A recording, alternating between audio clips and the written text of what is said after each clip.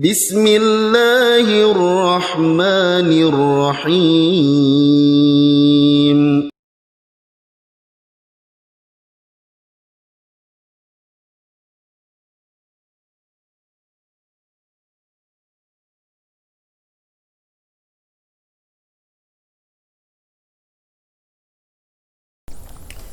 Bismillahirrahmanirrahim. Assalamualaikum warahmatullahi wabarakatuh.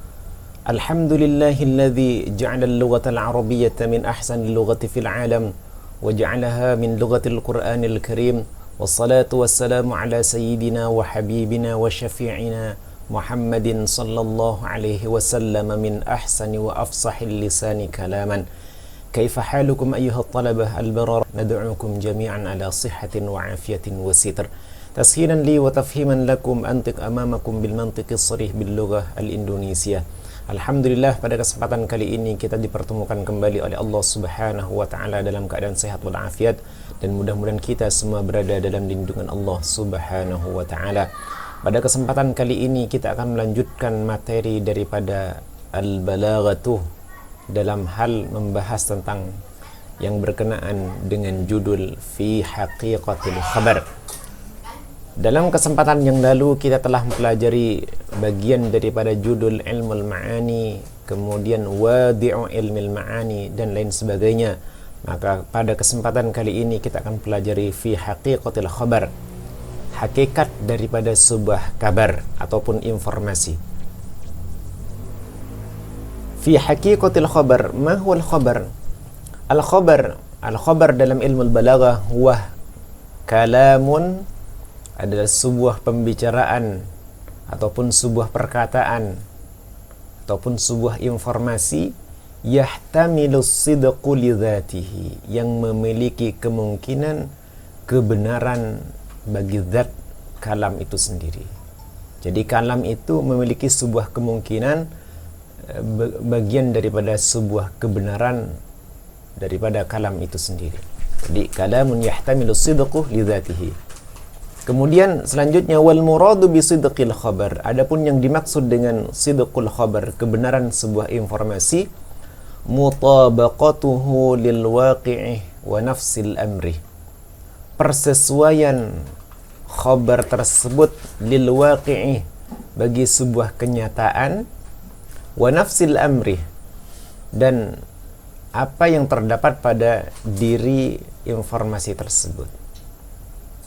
Wal muradu bikidbihi, dan adapun yang dimaksud dengan dustanya informasi tersebut, tidak benarnya informasi tersebut, adamu mutabaqatihi lahu, tidak adanya persesuaian antara informasi dengan kenyataan yang ada.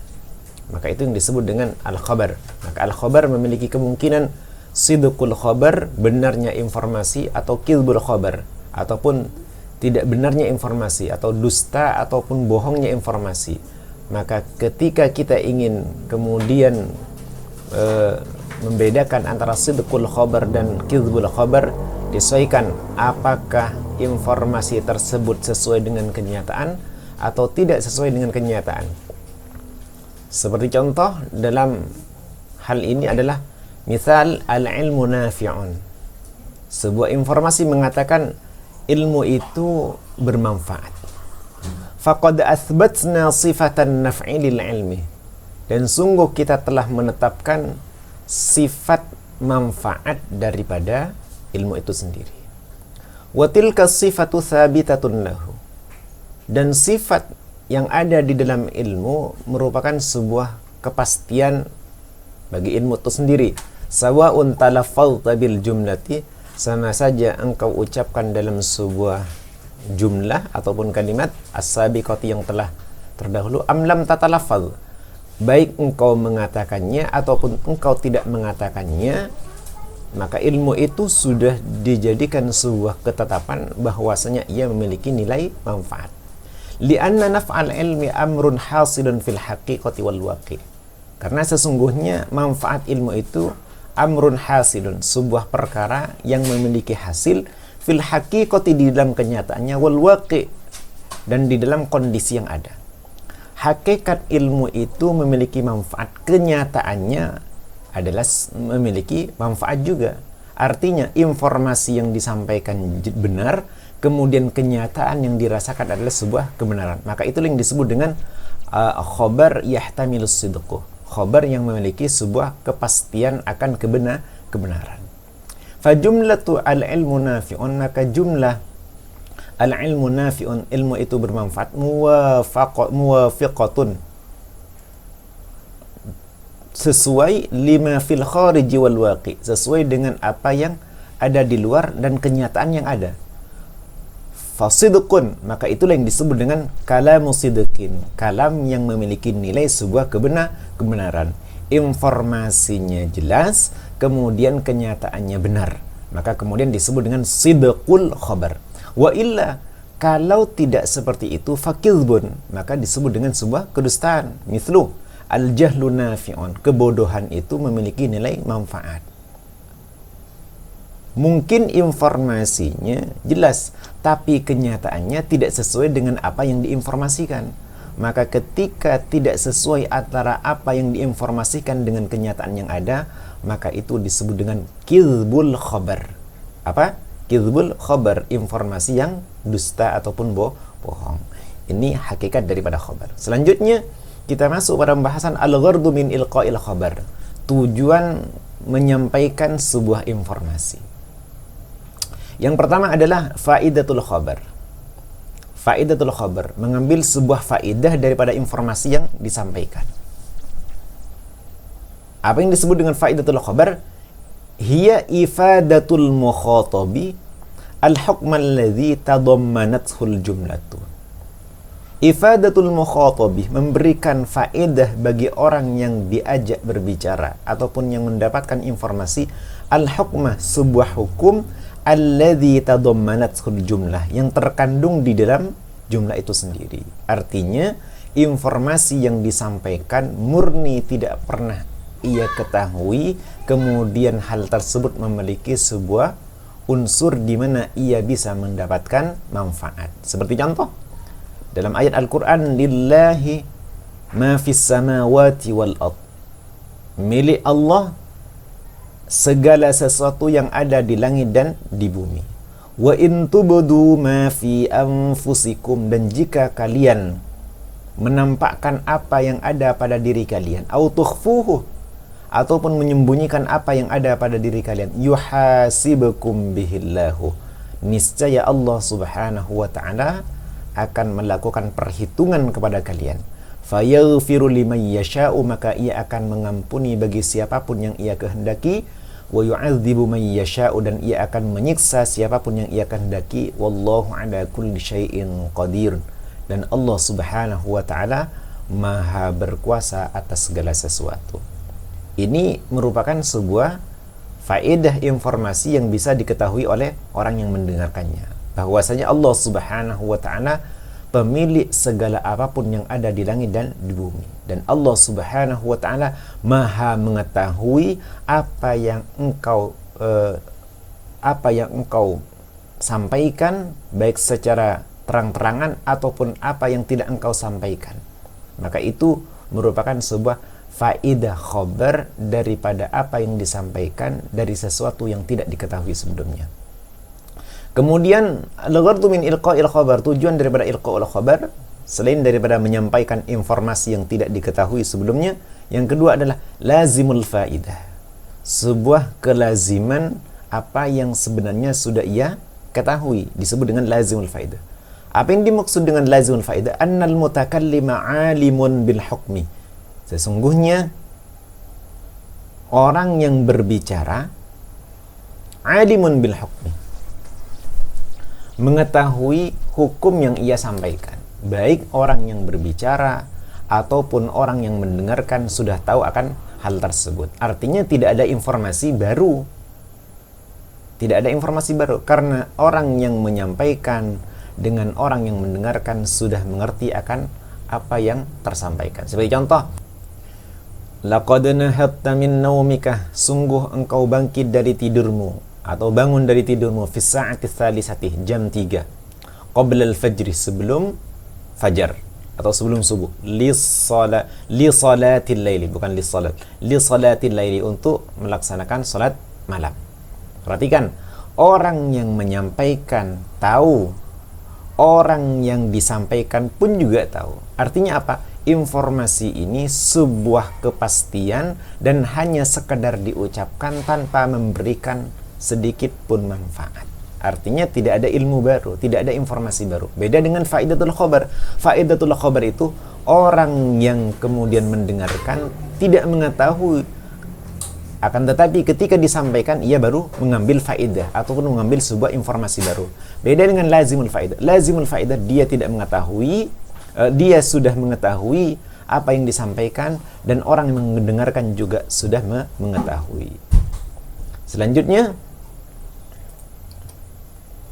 khurujul khabar anil ghardaini sabiqaini, keluarnya informasi daripada dua tujuan berikut, yakni ada sesuatu yang sifatnya khabari, sesuatu yang diinformasikan tapi memiliki kandungan makna berbeda. Seperti contoh, yang pertama al-istirham.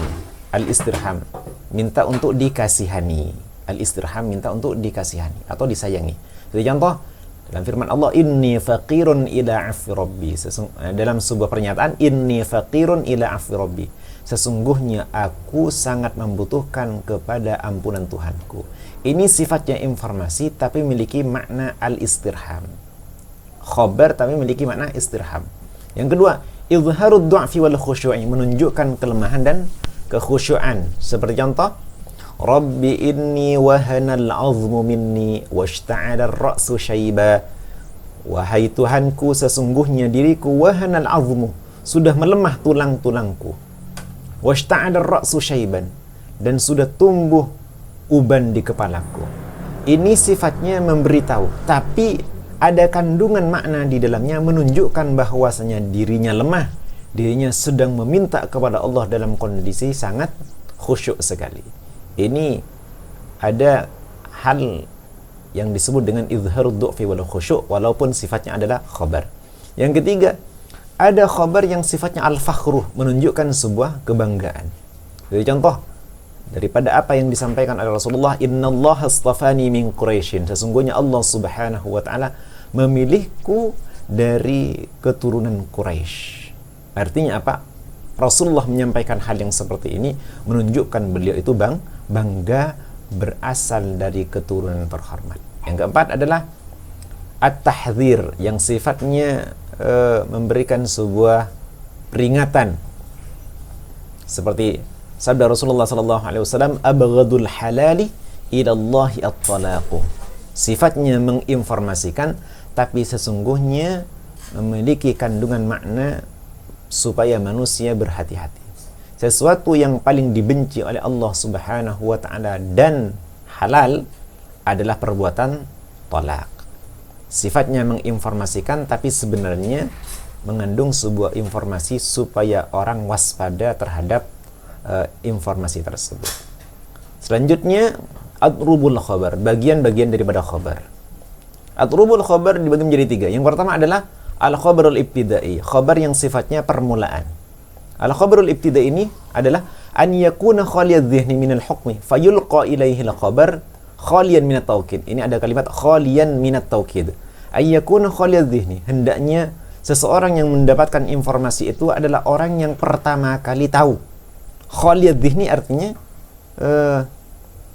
otaknya masih kosong, pikirannya masih kosong. Artinya tidak ada informasi lain kecuali informasi itu yang baru ia ketahui. Makanya disebut dengan khabar ibtidai, khabar yang sifatnya pertama kali ia ketahui. Fayulqa ilaihi al-khabaru, maka kemudian disampaikan kepadanya sebuah informasi khalian. Ini ada kalimat khalian minat taukid, kosong daripada penguat, tidak ada penguatnya. Seperti orang disampaikan sesuatu, dia akan langsung memahaminya dengan baik dan tidak akan melakukan sebuah protes ataupun muncul sebuah keraguan-raguan. Maka itu disebut dengan khabar ibtidai. Seperti contoh, yang kedua adalah al-khabarut talabi, khabar yang sifatnya tuntutan. Tuntutan untuk kemudian bisa meyakini apa yang disampaikan.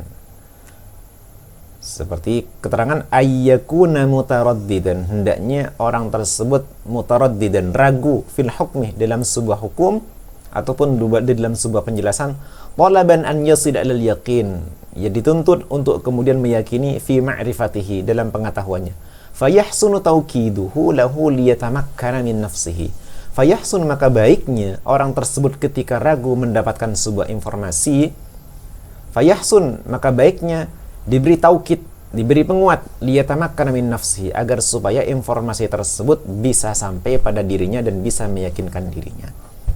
Ini disebut dengan al-khabar at-talabi. Artinya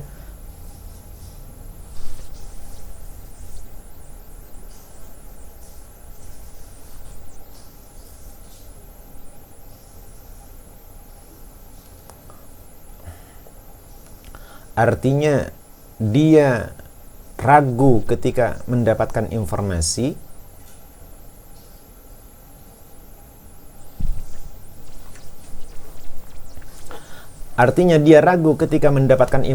ketika kemudian diinformasikan kembali, maka baiknya diberi taukid supaya dia tidak lagi dalam kondisi ragu. Yang ketiga adalah al-khabarul inkari, khabar yang sifatnya mengingkari. Artinya orang yang kemudian mendengar informasi tersebut sifatnya mengingkari. Bagaimana kemudian menyampaikan khabar yang kemudian orang tersebut kondisinya mengingkari? Definisinya ayyakuna mungkiran lahu, hendaknya orang tersebut mengingkari informasi tersebut. Fayajibu an yu'akkadal khabaru bimu'akkadin, maka wajib hendaknya ditaukid informasi ataupun khabar tersebut bimu'akkadin, dengan satu taukid, au aksar, atau lebih daripada satu taukid, ala hasabi inkarihi, sesuai dengan kondisi daripada pengingkarnya, kuatan wa du'fan, dari sisi kekuatannya dan kelemahannya. Maka ada orang yang kemudian mendengarkan sebuah informasi, dia sudah mendengarkan berbagai informasi dari berbagai pihak, akhirnya kemudian dia mengingkari hal tersebut. Ketika dia mengingkari hal tersebut, maka ketika kita ingin meyakinkan seseorang supaya dia bisa menerima apa yang kita sampaikan, maka sebaiknya kita kemudian memberikan taukid. Seperti apa taukidnya? Seperti contoh, wallahi, demi Allah, apa yang saya sampaikan benar. Ini khabar ingkari. Maka ada adawatut taukid yang antara lain adalah innah, annah, qasam, nunat taukid, yakni nun taukid tsaqilah yang ada di dalam fi'il mudhari ataupun fi'il amr. Kemudian ada nun taukid khafifah dan lain sebagainya. Maka ini yang terdapat dalam pembagian khabar. Yang pertama, khabar ibtidai adalah informasi awal yang diterima oleh seseorang, maka ia tidak membutuhkan sebuah taukid, penguat daripada apa yang disampaikan. Yang kedua, khabar thalabi, ada sebuah keraguan, maka memunculkan sebuah pernyataan yang di dalamnya diisi dengan sebuah taukid. Yang ketiga adalah khabar ingkari, orang tersebut mengingkari, bukan lagi kemudian ragu, maka sebaiknya untuk meyakinkan informasi yang disampaikan diberi dengan taukid supaya orang tersebut benar-benar meyakini apa yang disampaikan oleh kita. Ini penjelasan kita daripada fi ma'rifatil khabar. Mudah-mudahan antum bisa memahaminya dengan baik. Insyaallah antum akan memahaminya dan antum bisa mengambil manfaat daripada pertemuan kita kali ini. Hadanallahu wa iyyakum ajma'in. Kurang lebihnya mohon maaf. Kita tutup majelis kita dengan bacaan hamdalah. Alhamdulillahirabbil alamin. Subhanakallahumma bihamdika asyhadu an la ilaha illa anta astaghfiruka wa atubu ilaik. Assalamualaikum warahmatullahi wabarakatuh. ربنا انفعنا بما علمتنا ربي علمنا الذي ينفعنا ربي فقهنا وفقه لنا وقرابات لنا في دين